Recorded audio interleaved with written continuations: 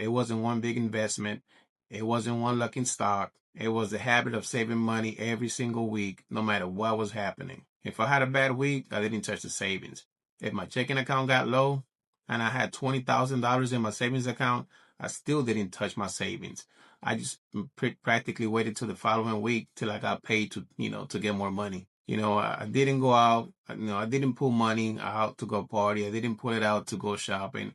I didn't use it just because I wanted something. That money had a purpose, and I refused to touch it. You see, you have to develop that mindset because nobody's going to force you to save. You have to make that decision that once the money goes into that account, it stays there unless it is a real emergency. So after about 3.5 years, I reached my first $100,000.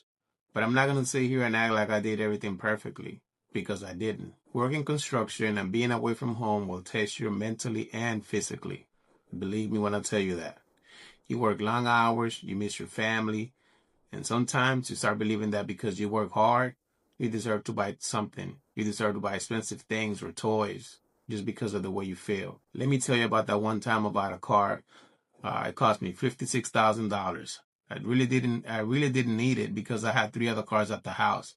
At the time, I felt like I deserved it. I was working hard, making good money, and I wanted to treat myself. But after about 6 months, I realized I'd probably driven that car less than 10 times because I was working out of town. That excitement wore off, but the payment was still there, $755, I believe.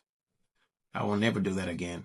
That made me think about what would have happened if I had invested that money into the S&P 500 instead of buying that car. That money could have continued to grow instead of sitting in a car that I was losing value. I'm not saying you should never buy anything nice. I'm saying you need to understand the difference between buying something because you truly want it. That was one of my biggest mistakes I made during the process. Saving my first $100,000 wasn't easy. I struggled, I made mistakes, and there were plenty of times when I wanted to spend the money. But the system was simple. I saved money every week, increased the amount whenever I earned more, contributed to my 401k, and eventually started investing for the long term. You don't have to start by saving $250 a week if you don't have it. I know it's hard. I know how hard it is. You can start with $5, $10, $15, $20, $100, whatever you have.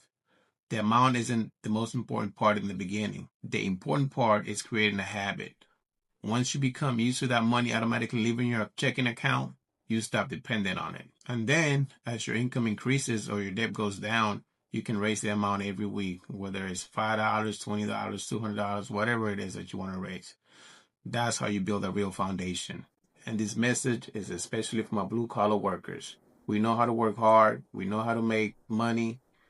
But a lot of us were never taught how to save and invest. Working overtime for 20 or 30 years doesn't automatically make you wealthy.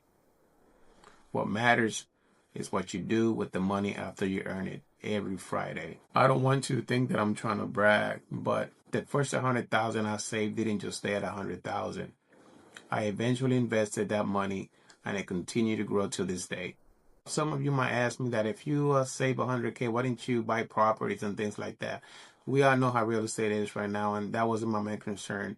My main concern was to grow my money, put it in the stock market, and save. The main point is you have to start somewhere. You don't need a perfect strategy. You don't need to understand anything about investing. Start saving something, protect that money, learn as you go, and increase the amount whenever you can.